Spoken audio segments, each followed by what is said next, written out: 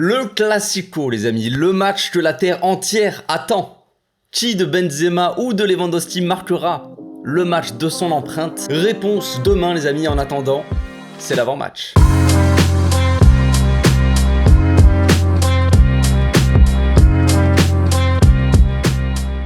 Au passage, n'hésitez pas à vous abonner, liker et commenter. C'est le meilleur moyen de me soutenir et ça fera plaisir à tonton. Le match qui est sur toutes les lèvres depuis quelques semaines, quelques jours, quelques mois. Bizarrement, côté supporter du Barça, on aborde ce match contre le Real Madrid en faisant encore un peu la grimace. En tout cas, côté supporter. Côté joueur, peut-être que c'est un peu mieux, je ne sais pas, mais voilà. La plupart des supporters, ils font encore la tronche. Je comprends la déprime chez la plupart des supporters. Moi aussi, j'ai été fortement déprimé après ce match-là. Mais bon, la saison, comme je l'ai déjà dit, n'est pas finie. Elle est loin d'être finie. On est à peine au début du championnat. On arrive, il faut un peu relativiser tout ça. On arrive quand même chez nos voisins, chez notre rival madrilène, en étant premier du championnat de leur pays. Nos objectifs de cette saison, c'était principalement de gagner la Liga et probablement la Coupe d'Espagne, si c'est possible de faire une sorte de doublé, on va dire. Peut-être le doublé. Voilà, on visait au moins les quarts de finale de la Ligue des Champions, ça ne sera pas le cas, voilà, ça fait mal au cul, mais c'est comme ça. Donc comme je l'ai dit, on arrive chez nos chers madrilènes, premiers au classement, ça ne veut absolument rien dire, hein. Les cartes sont redistribuées lors des Classicos, vous le savez très bien, c'est un match à part, mais voilà, il va falloir changer certaines choses sur le terrain, à commencer par le choix des hommes, si je puis dire, mais aussi se remettre en question, et ça marche pour tout le monde. Dans un premier temps, ça marche pour Xavi, évidemment, qui est le premier responsable, on va dire, quand il y a des mauvais résultats, bah, c'est lui le coach, donc voilà, si ça ne va pas, on va le pointer du doigt. Et ensuite, les joueurs, peut-être qui pensent être intouchables, certains en tout cas, ou qui se voient trop beaux, peut-être, plus beaux qu'ils ne le sont, je ne sais pas. On attend un électrochoc dans le vestiaire qui est un peu divisé, un peu contrarié, on va dire, après soi-disant les choix prévisibles de Xavi pendant les matchs. Est-ce que cette rumeur-là est vraie, ou est-ce que, voilà, on sait qu'il y a des infos quand même qui sortent selon si c'est des médias madrilènes ou des médias catalans, voilà, l'info est plus ou moins vraie, tu vois. On le sait, les déstabilisations avant les Classicos, c'est pas nouveau.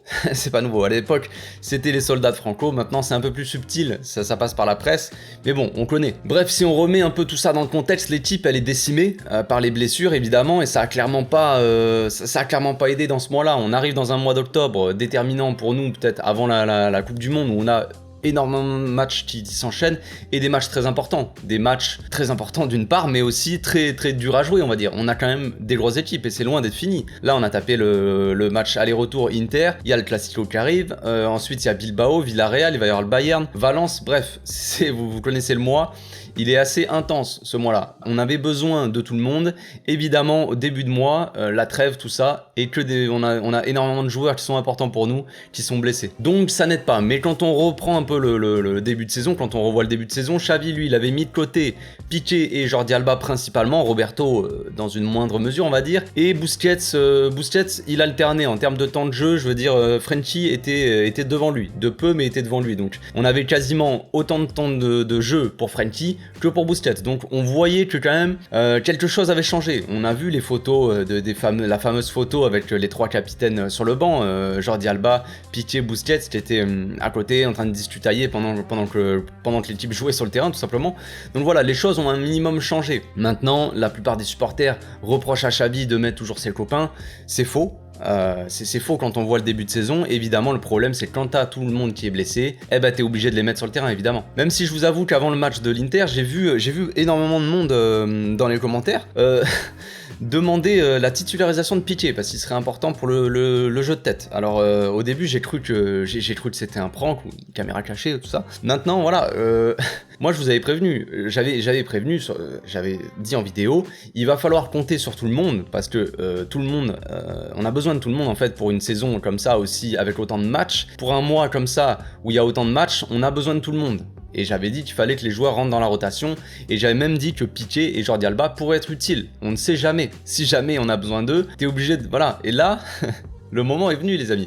Voilà, on arrive dans un moment où critique, on va dire, et on n'a plus personne derrière. Et on a besoin de Piqué, on a besoin de Jordi Alba, on a besoin de tout le monde, en fait, tout simplement. Le problème, c'est qu'avec le manque de rythme, ou alors le fait qu'il soit tout simplement pas au niveau, ça donne ce genre de match. Alors pour ce Classico, ce match de demain, évidemment le grand casse-tête, le plus principal casse-tête pour moi c'est la défense. Qui va jouer à droite? On sait que Xavi, dans le dernier match, enfin la saison dernière, pour le dernier Classico en Liga on va dire, il avait fait un plan anti-Vinicius avec Araujo, tout ça. Maintenant Araujo il est à l'infirmerie, on le sait. Qui sera le plan anti-Vinicius? Même si moi ça me fait un peu rire, mais d'un autre côté, quand tu as un joueur comme ça qui est aussi rapide et aussi difficile à attraper, on va dire, qui tu vas mettre en face? Est-ce que tu tentes le coup de mettre Roberto? Danger. Est-ce que Baldé du coup jouera à droite? Si Baldé joue à droite, qui va jouer à gauche? Est-ce que c'est Alonso qui va jouer à gauche? Est-ce que c'est Jordi Alba?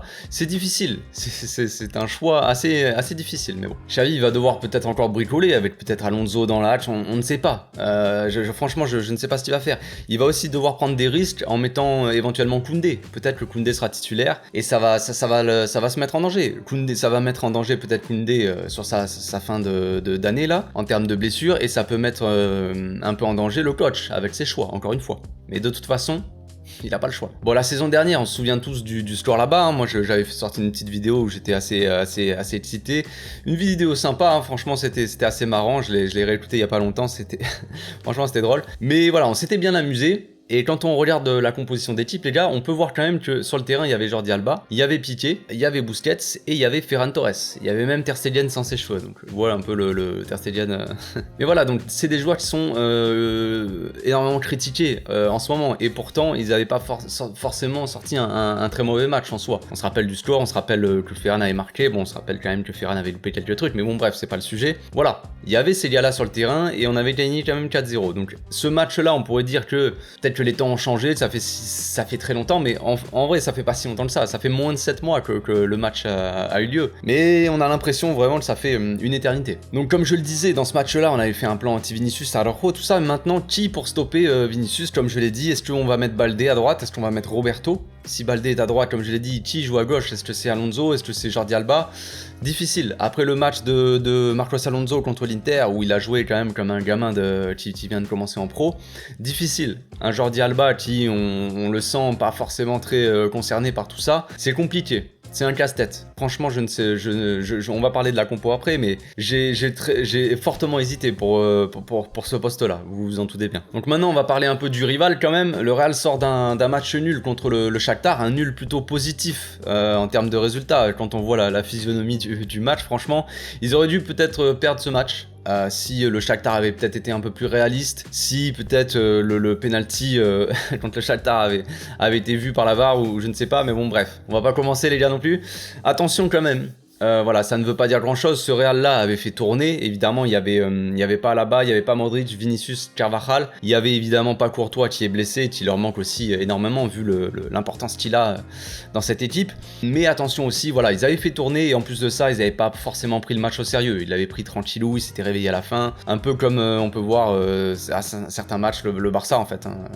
N'importe quelle équipe en fait, avant des gros matchs comme ça, ils prennent pas le match au sérieux, ils y vont trop tranquilles. C'est ce qu'a fait le Barça contre le Celta Vigo le week-end dernier. D'ailleurs, le week-end dernier, le Real, eux, ils ont gagné 1-0 contre Getafe, un but sur corner de Militao autour de la 3e minute, 4e minute, et puis c'est tout. Pour ce match-là, il leur manquait aussi quand même pas mal de joueurs, notamment Benzema, principalement. Donc cette équipe du Real, on pourrait la limiter, on va dire, à Benzema, Modric et Courtois, si on veut faire assez simple, mais voilà, Vinicius peut-être, qui vient foutre le bordel de temps en temps dans les défenses, évidemment, et qui est de plus en plus fort, on va dire, qui s'est affirmé en tant que titulaire indiscutable et qui devient plus important dans les résultats avec des buts notamment. Mais il y a aussi Valverde qui vient se mettre dans les débats. Voilà, Valverde c'est pas un joueur très beau à voir, on va dire, en termes de footballistiquement parlant, j'en sais rien.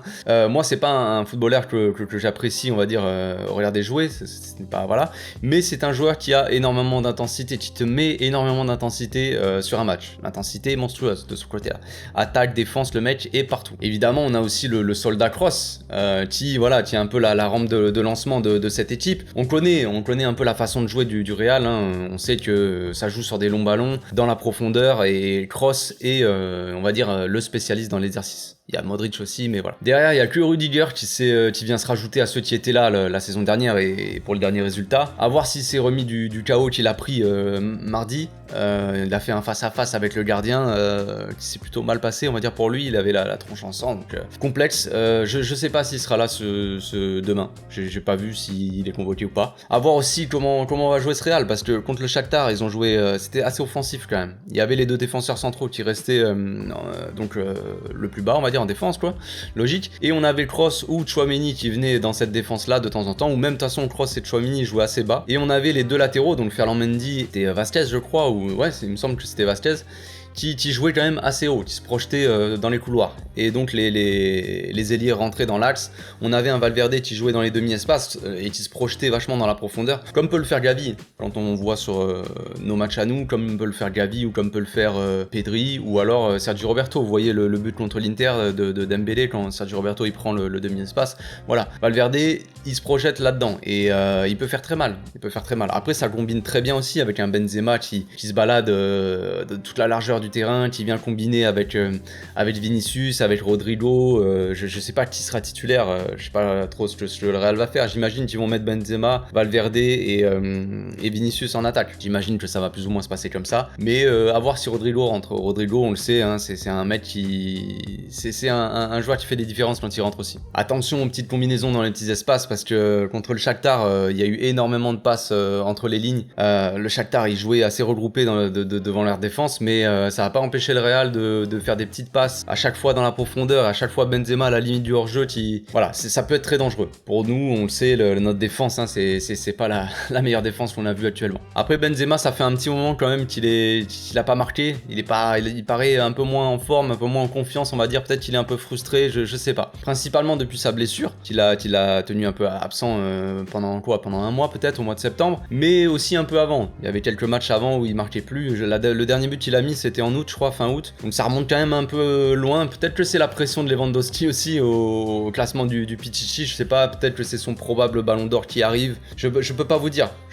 Évidemment, c'est une consécration pour lui qui devrait avoir le ballon d'or. Mais quand même, on nous vend Benzema comme le meilleur attaquant de la planète. Et il faudrait qu'il fasse plusieurs saisons de bonnes, on va dire, où il marque plusieurs buts.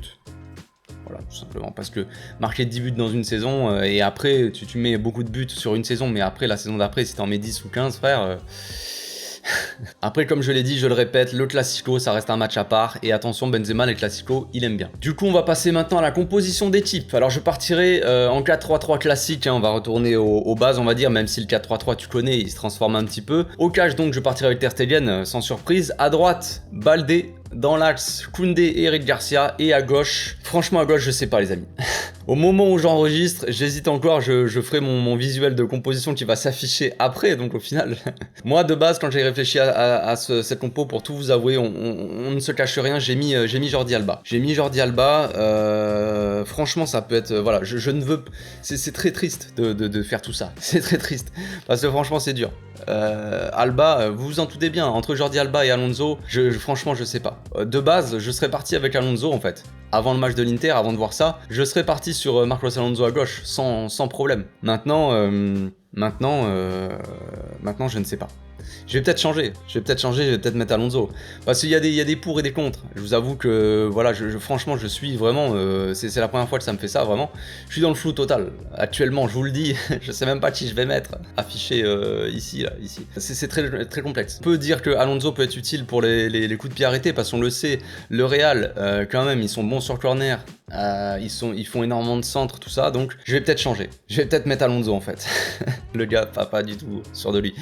Je vais peut-être mettre Alonso pour le côté jeu aérien, parce qu'on le sait, Jordi Alba, le jeu aérien, il est inexistant. Donc ouais, je pense que je vais changer. Mais franchement, le Marcos Alonso, avec son match de débutant contre l'Inter, il a redistribué un peu les cartes. Franchement, il m'a mis fortement dans le doute. Jordi Alba, je me dis, il peut peut-être apporter. C'est un classico, ça reste Jordi Alba qui a quand même un caractère, même s'il a un caractère de merde, et c'est une personnalité, c'est un...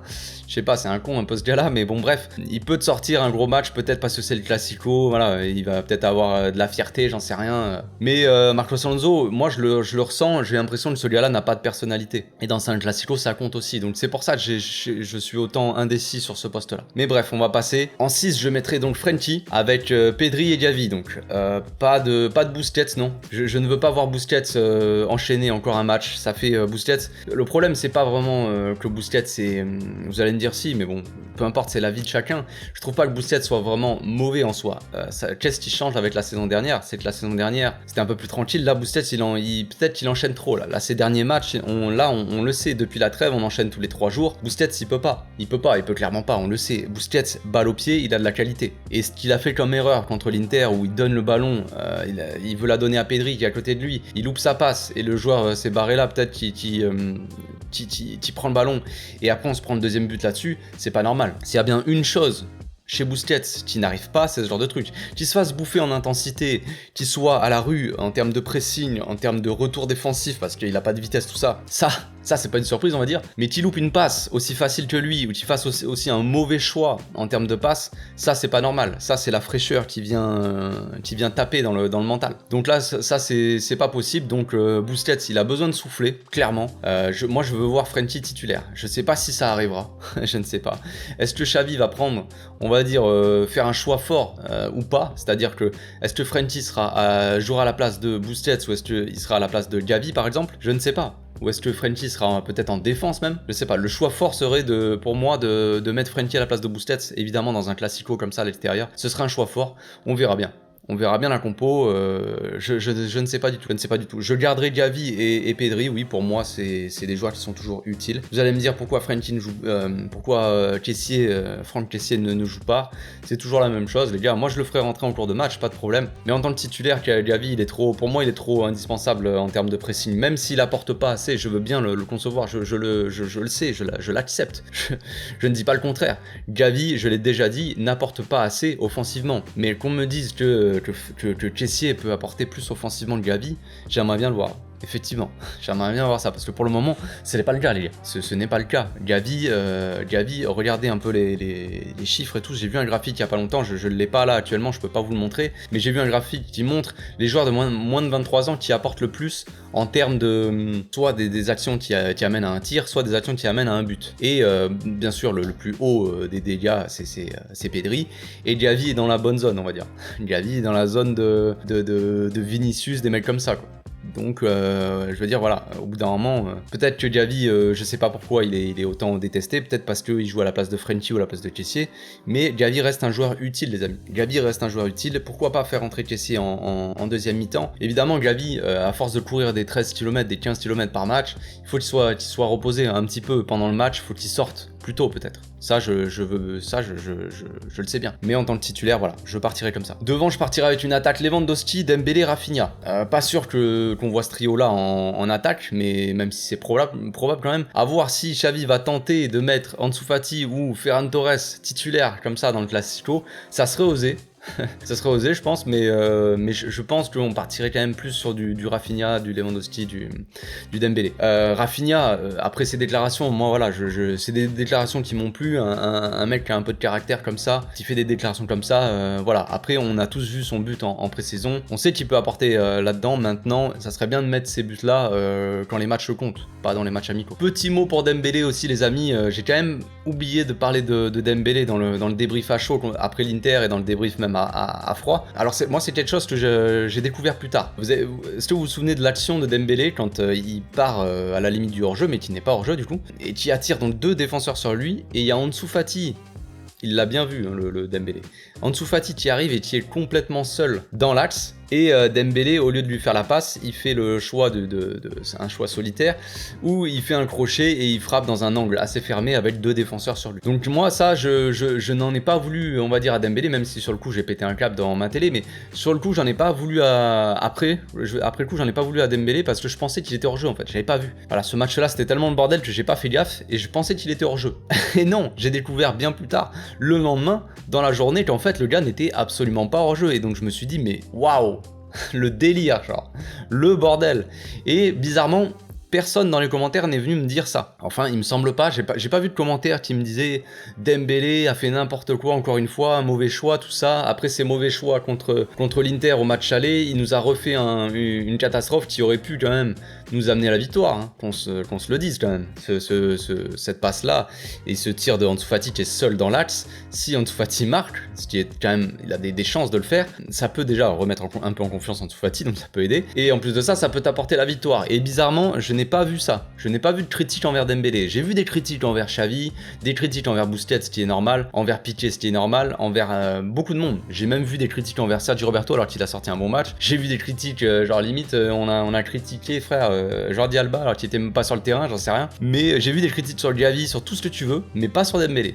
Alors c'est bizarre, je pense savoir la raison, connaître la raison à ça. Je pense que comme moi les gars, vous avez pas vu que vous pensiez que Dembélé était hors jeu, c'est pour ça que vous l'avez pas critiqué. J'imagine que c'est ça, sinon c'est quand même assez spécial, assez bizarre quand même de ne pas relever ça, on va dire. Tu relèves que Xavi qui fait un bon match, Xavi quand même, mine de rien, même si peut-être qu'il doit sortir plus tôt, je veux bien l'admettre, mais en soi Xavi sort un bon match et à côté Dembélé il a marqué, c'est cool, il a mis un but à 1 mètre d'écart, c'est bien, je ne critique pas, mais voilà. Mais ce qu'il a fait entre le match aller contre l'Inter où il oublie totalement Rafinha à chaque fois, il fait des mauvais choix, il joue perso, et le match retour où là, concrètement, il la passe à Ansu Fati, c'est un tapin. C'est genre le mec qui a poussé le ballon dans les cages, quoi. Je veux dire, il y a le goal en face, mais il est seul face au goal. C'est quand même un 1 contre 1 pour un attaquant, tu le goal, quoi. Et ça passe pas. ça passe pas. Donc voilà.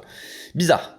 Bon, maintenant on va attendre le match impatiemment, les gars. J'espère voir une équipe qui joue, tout simplement, une équipe un peu plus joueuse. Je sais qu'on me l'a fait remarquer et je suis d'accord avec ça. Au milieu, ça manque d'alchimie. De toute façon, dans l'équipe, dans la globalité, ça manque encore d'alchimie. Alors ça, l'alchimie, ça vient avec le temps et avec un peu de confiance aussi. Donc voilà, j'attends une équipe qui fait des différences. Un milieu qui revient, on va dire, en forme avec un peu plus d'alchimie. Alors, est-ce que Frenkie va apporter cette alchimie-là? C'est très probable. Je pense que oui. Je pense que avec l'entrée de Frenkie contre l'Inter, qui a été pour moi très encourageante, avec un retour en rythme de sa part et après sa blessure, évidemment, il pouvait plus jouer parce qu'il était blessé. Mais voilà, son retour maintenant en forme, je pense qu'il va nous faire du bien, le Frenkie. J'espère le voir titulaire, indiscutable pour moi, et il devrait être titulaire là en ce moment, c'est pas possible quand on voit le jeu. Frenkie doit être sur le terrain, ça c'est clair. Voilà, je ne doute pas de cette alchimie qui va arriver, mais ça serait bien s'il y a bien un moment pour le faire, les gars, c'est demain, c'est le moment. Voilà, c'est tout pour aujourd'hui, j'espère que ma vidéo vous a plu. On se retrouve demain, les gars, avant le match, en live sur YouTube,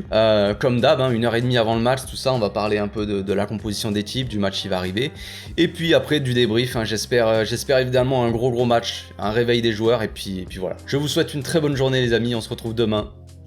Ciao.